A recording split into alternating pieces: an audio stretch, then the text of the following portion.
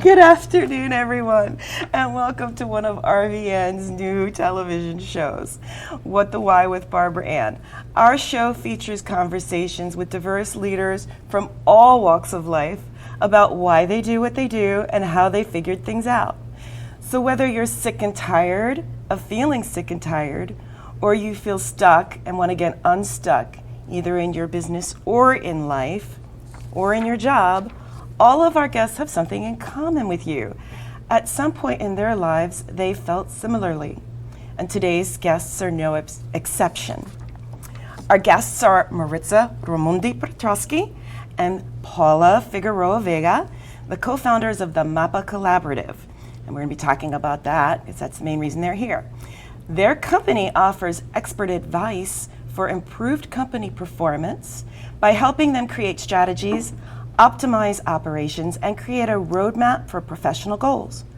Maritza is a passionate, energetic, and inspirational executive administrator who I've known for a long time now. I won't age her.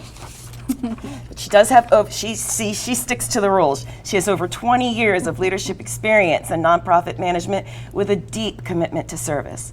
In addition to being co-founder of the MAPA Collaborative, Maritza also serves as Vice President of Strategic Initiatives, Prevention Programs, and Community Engagement with the Children's Home Society of New Jersey, a nonprofit organization that helps at-risk infants, children, youth, and families achieve their potential.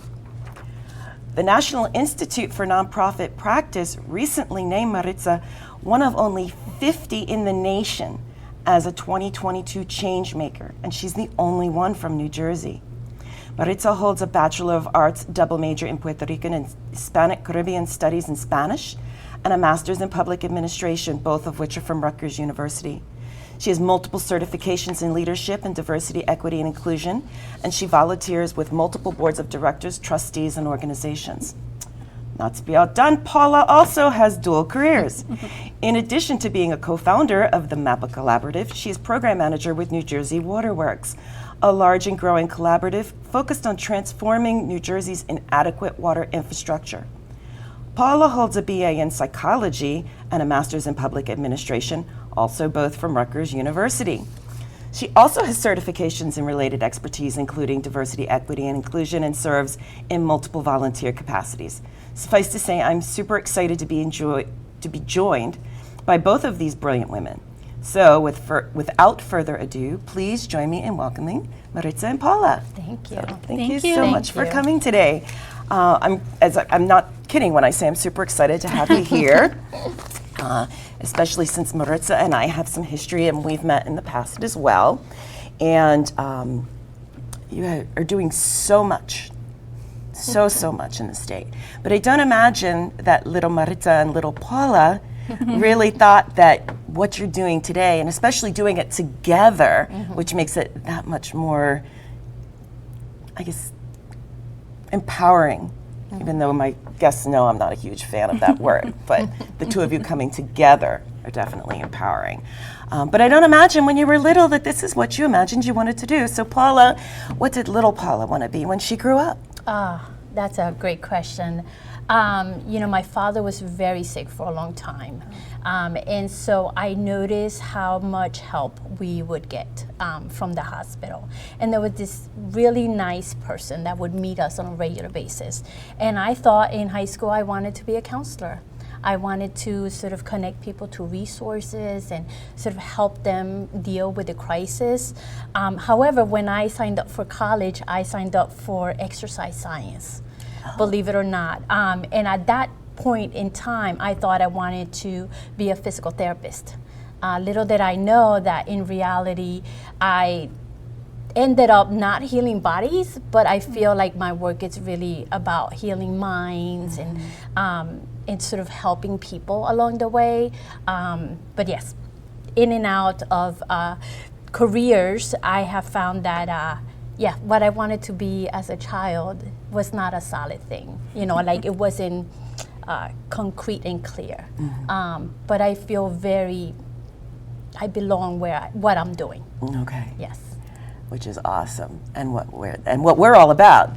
So, and Maritza, what did you want to be when you were little?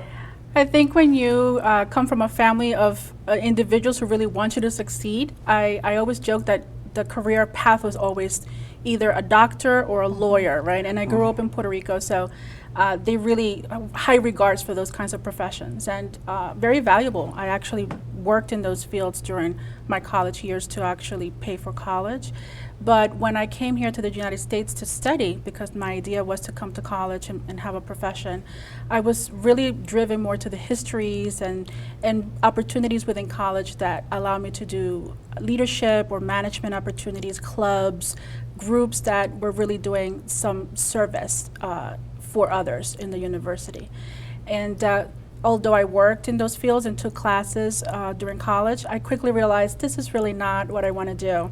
I worked at a health clinic and I worked with attorneys, and I said, I think I could do other things in a different way.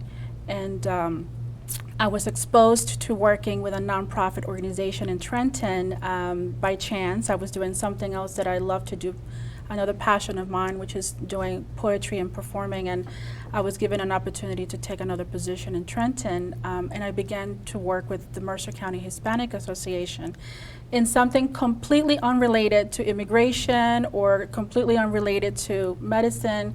And I found my passion there, understanding what we needed to do with the public and private sector and the collaborations that really needed to happen for programming to take place in order to help and do the things that Paula was mentioning in terms of her own passion of helping others. There's all this stuff that happens behind the scenes that people don't know. They just know that they're receiving support and assistance or they're creating programming. But I was really intrigued about all the behind the scenes that takes place to do that. Now, each of you independently is a force to be reckoned with, making massive differences across the state. You came together. So tell me about how your friendship evolved into a partnership that you now operate today, in addition to these other activities that you're still doing. You know, I use the term dual career with purpose. Yes. Definitely. So Maritza really met my husband first. We were dating in college, and she worked in a newspaper called Black Voice Carta Boricua. Yes. And my husband, then boyfriend, was a photographer, and Maritza was doing... I was the managing editor of the newspaper. Correct. Okay. So in college, I don't remember Maritza much. We met a few times. But when I was working at Consumer Credit Counseling, we had a meeting with Mecha to outreach to the Latino community.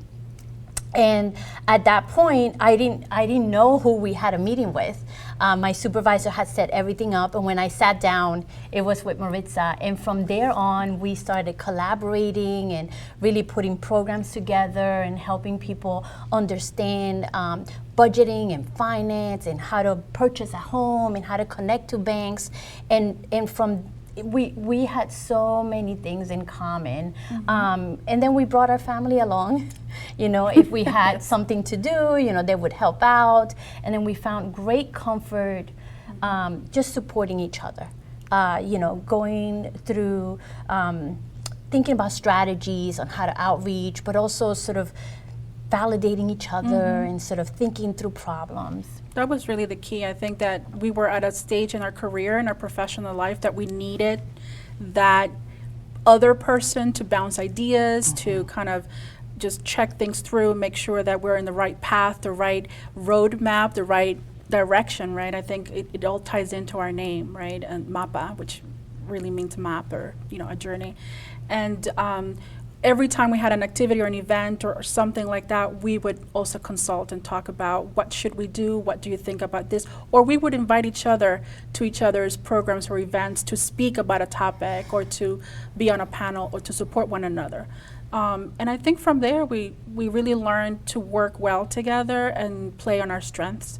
And also, I value her opinion greatly. So even when there are moments where you're really thinking, this is not the right path, to have someone that really can be honest with you and also help you navigate those aspects. I think there's a great element of trust to go into business together. Okay.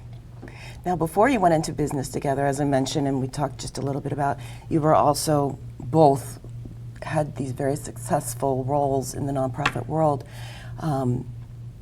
What would you say were, you touched a little bit on it, but if you could go into a little bit more detail, what were the top 3 reasons or individuals that inspired you to pursue the paths that you're on separately and together? I have been reflecting a lot on this, and I can pinpoint the first time that I connected someone to a job. And that was really my mom. When my father passed away, that summer was really, really hard. And we had a really hard crisis in our family. And I took a walk, and that walk led me to the high school. And I shared what was going on, and I ended up at that time with a new job for my mom and a tuition rate that was much lower. And I've been thinking about sort of like what has led me to connect people to resources and create programs that matter. And I think that was the number one. Second, my first job out of college was working for Women's Space, which is a nonprofit organization that services individuals and families who are affected by interpersonal violence by providing a lot of resources and options. It was all about exploring options, exploring an opportunity to provide a safe place so that people could think through some options. And I think that particular experience solidified my wanting to do nonprofit work, and I can trace it all the way back. And everything that I've done in my career has been connecting people to resources, creating programs that matter, and making sure that internally we have the capability and the capacity to do better and to strategize and to learn the lessons and to do it now and then do it better and then do it better. I mean, I think a similar path than Paula. I think what I would add to that is, for me, having the opportunities to be in internships and fellowships while I was in college just opened my world to other opportunities and different perspectives. And I've just have been so grateful for everyone who's really seen potential in me and given me an opportunity to try different things. So every time someone kind of took a moment and a pause to teach me something, to invite me to the table for a conversation, to let me know what other ways things can happen in this kind of field, I felt like, okay, this is something that's important. Others should have an equal opportunity or similar opportunities to be mentored, to be added to these conversations, to be included in those dialogues. And I'm very thankful for all of that. My first mentor, Frances Blanco at Mecha, she took that opportunity to really teach me a lot of the things that till this day I practice, and that diligence, that accountability, just never backing down and being able to truly support those around me as well. It's not just about me, but also about those around me. And I think we found ourselves also, because people saw what we were doing, others looking for us for some guidance and some support. And we found ourselves doing a lot of that behind the scenes with colleagues and professional colleagues that we have around throughout the state and even outside of the state, lending support, lending a listening ear, supporting them. And I said, okay, this really is the path that we want to go to, the path that I want to continue to pursue. So those mentors, those individuals that really invested and poured into me, are the reason I feel that I have landed where I am right now. And now you're giving back and We are, and yes. developing others. So believe it or not, it's time for our mid-interview break. So after the break, we'll be back with more from Maritza and Paula about their work with the MAPA Collaborative and how they're changing the world together.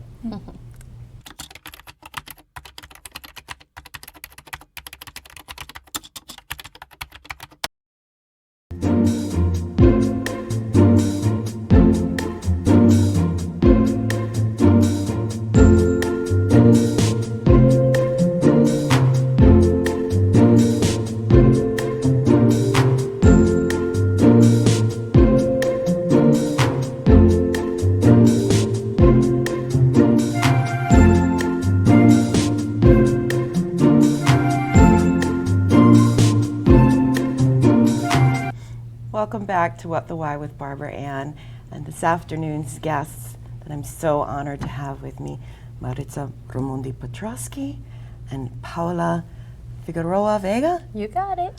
See, it's not just me. I'm not the only, I mean, really, we could run out the half hour just saying all of our names. But before the break, we were talking about things that influenced your paths individually. But in my own case, and it's the case of so many others, there's only so much you can do in your day jobs. So how did you find the courage to come together and tackle those additional things that you are outside of the scope of what you do in your other dual career lives? I mean, I think we wanted, at least for myself, not to have just be defined by that one career. And I think as women and mothers and friends, we always kind of put everything and everyone else first. And we talked about this for years. We dreamed together for years. We put bucket lists together for years. We would sit around the kitchen table or around the fireplace at her house and kind of think about, wouldn't it be nice if we actually did something together? Maybe one day when we're much older, when we retire, we'll do this. And we even started playing with our initials, MAPA, Maritza, and Paula, and came up. We had a name even before we had our business registered. And so it was very real for us, right? Every time we talked, it was something that we both felt really passionate and strong about. And I think we inched a little bit each time we met, where we actually had a concept where we were thinking about how this might look like. And then I think just before the pandemic, we were in our careers, we were looking for something else, right? Something else to continue to keep that spark going and to keep that passion and that dream that we wanted to have. And we just had a conversation and said, we're going to do it. We're just going to do it. We're going to close our eyes and we're just going to do it. I also am very observant, and so I would notice these young people having consultant firms, and we would connect with them through our nonprofit organization that we worked on both full times. And we were like, they have the guts to do it, at some point, there was a training, remember? Yes. That we never got to go because it was raining so much. But we signed up for the training, then they connected us to someone, and we just went ahead and registered the business. But the business plan really was so much earlier than years that. Early. Yes. Yeah, years early. And that's how we came together. And we like spending time together. So we call our projects our passion projects. They don't feel like work, and sometimes I'm like, Maritza, you sure you can do that? And she's like, yes, I do this while I do this, and I don't see it as work. And that's what really has been fun about MAPA Collaborative, is that we are choosing projects and connecting to organizations and people that we really want to support. And it does not feel like, a 9-to-5 job and you have to do this and you have to do that. And there's no pressure. There's no pressure to do it. And we're able to actually, learning in the process and finding space and making space for one another for the things that really matter to us. And also being a role model for our daughters. We have girls, daughters, and they see us doing our 9-to-5 and our work, but they also see us having fun and doing other things as well. And we get to choose how to spend our time and who to spend time with as well. And it just gives us that opportunity. And it's interesting that you brought up the other consulting companies, because there are a lot of consulting companies out there, but they're not all equal. Correct. And so what are the things, and I love the commercial, our viewers got to see your commercial as part of the commercial break, which is really awesome and very nicely done, and you'll have the opportunity to share your website information too. But that said, what are some of the things that makes you different? Where somebody's looking for a consulting firm. Great. So some of our clients are Spanish-speaking. Their primary language is Spanish-speaking. Yes. So they can have a conversation with us in Spanish, even though the grant has to be submitted in English. Some of our clients are looking to connect to the Latinx community. And so, and they're looking for people that are involved and engaged in that. So that in itself is unique. But because we've also had such a rich background in experiences, we have a tool set that we can pull so many different examples and options for our clients. I think that's been really, really helpful. Yeah, and we're also able to do the research, look at other resources. I mean, you're really getting, two for the price of one, if you're really looking at it. We pick up one another. We're kind of going from one side to the next, trying to make sure that our clients feel that we're being responsive to the needs that they have. And we've learned to pivot and kind of shift and change based on the needs that they may have. I think that's great. The language is a plus for sure, but also I would say the ability to work in a bicultural atmosphere as well. We both have lived outside of the country. We can bring some of that perspective as well. We get to relate to some of our clients, and that does makes a difference. And we've worked in so many different sectors in terms of, Education. with families affected by interpersonal violence, right? With substance use disorders, with children in maternal and health care.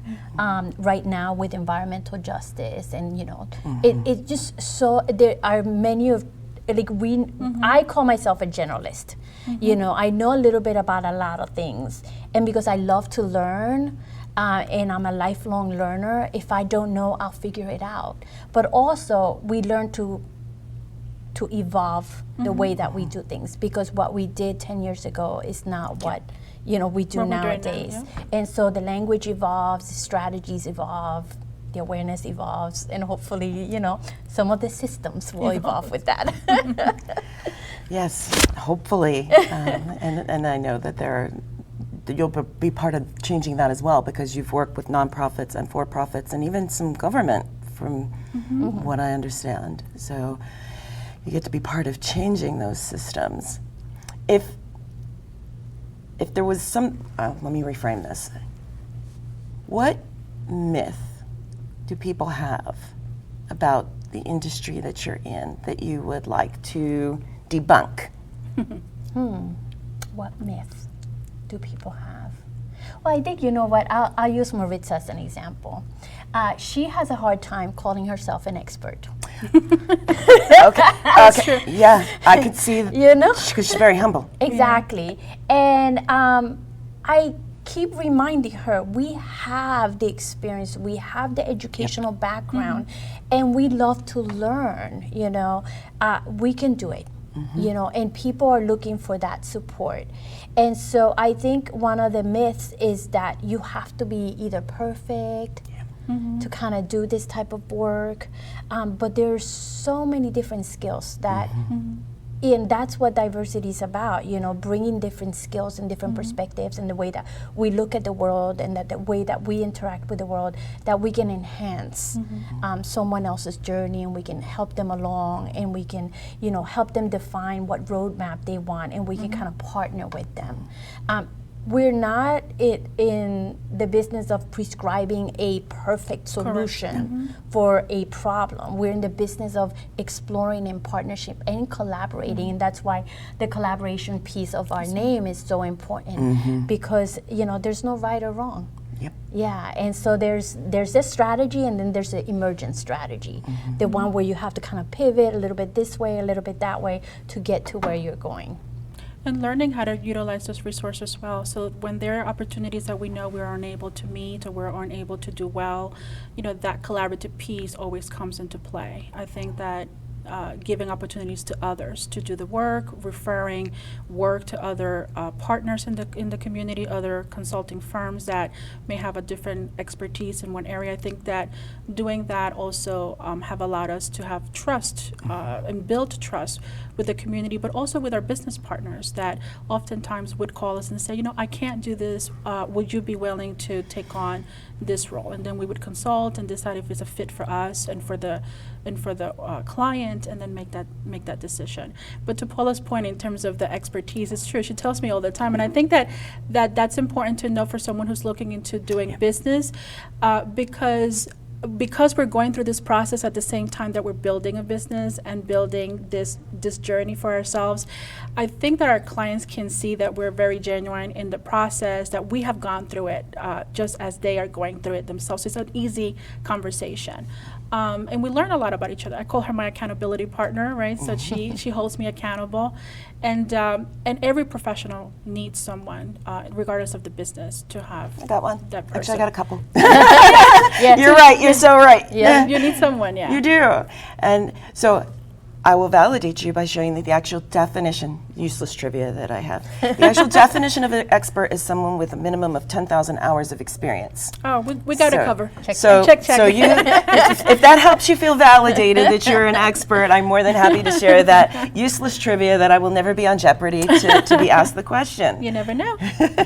So in terms of the different things you do, one of the things that you mentioned was DEI, diversity, equity, inclusion, and you don't just go in and teach about DEI, you help actually implement, develop strategies around that. So we're probably going to run out of time. So how do you approach diversity, equity, inclusion in a way that's slightly different from what others might do?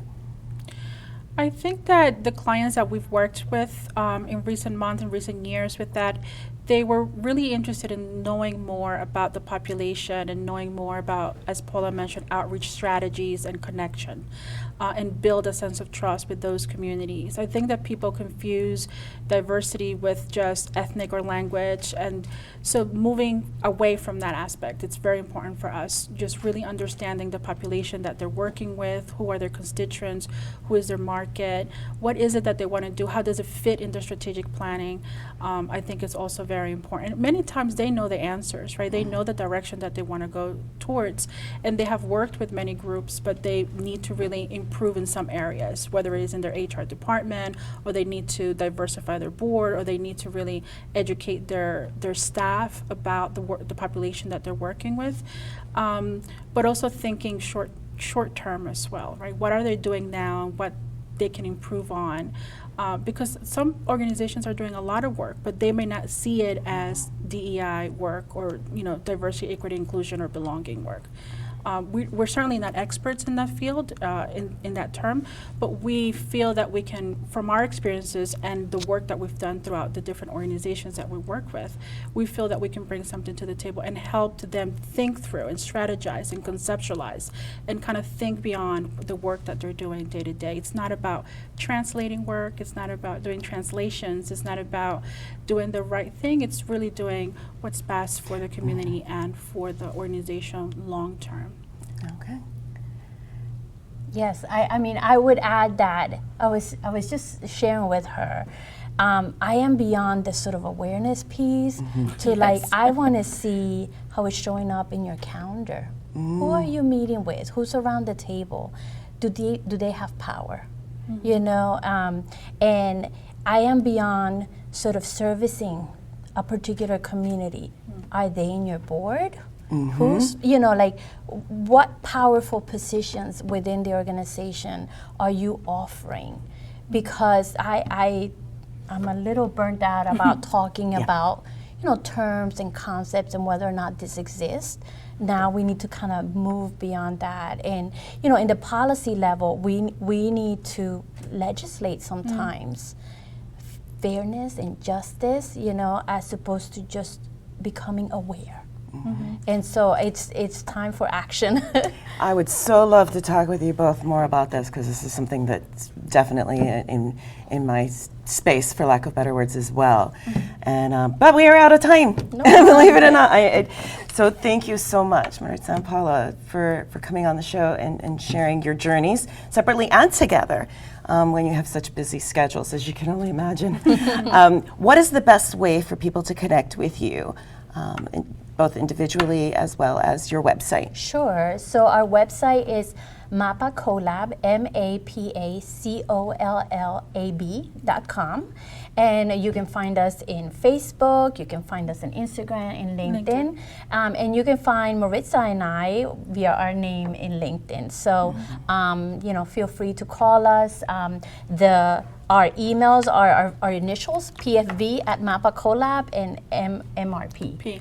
at Mapa Mapa Collab. So, yes, Awesome. they can reach out to us. Thank you for the Thank opportunity. you so much. Oh, pleasure, seriously. I mean, I hope our audience is inspired. I mean, both of these women are phenomenal, and this is just a glimpse into the many amazing things that they do. And we didn't even talk about the translation assistance that you provide and all scholarships that you now offer as part of the MAPA Collaborative. So they're doing so much, so please do check them out online.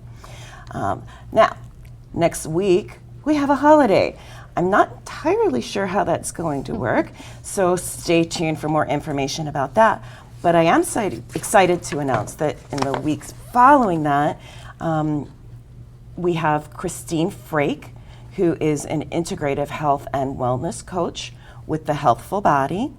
And then many of our regular viewers know that I train in martial arts, and my own sensei, Master Stefano Cinelli of Suruki Martial Arts LLC, will be coming on the following week. And we have some other really exciting guests lined up for you that have done everything from serve presidents to own their own businesses. Suffice to say, you really do not want to miss out on any of the upcoming guests that we have as they share their journeys in our upcoming episodes and what they have to say about how they figured out what their why is. As a reminder, What the Why airs on Tuesdays and Thursdays at 1 p.m. and on Mondays at 3:30 p.m. It's also available on demand through RVN Television and Roku. So whether you're looking to make changes in your life or career, big or small, please join us again for more inspirational and informative conversations with people like Maritza and Paula, who wanted to make changes and overcame barriers, obstacles, other careers, which they still maintain, to find their purpose and live it.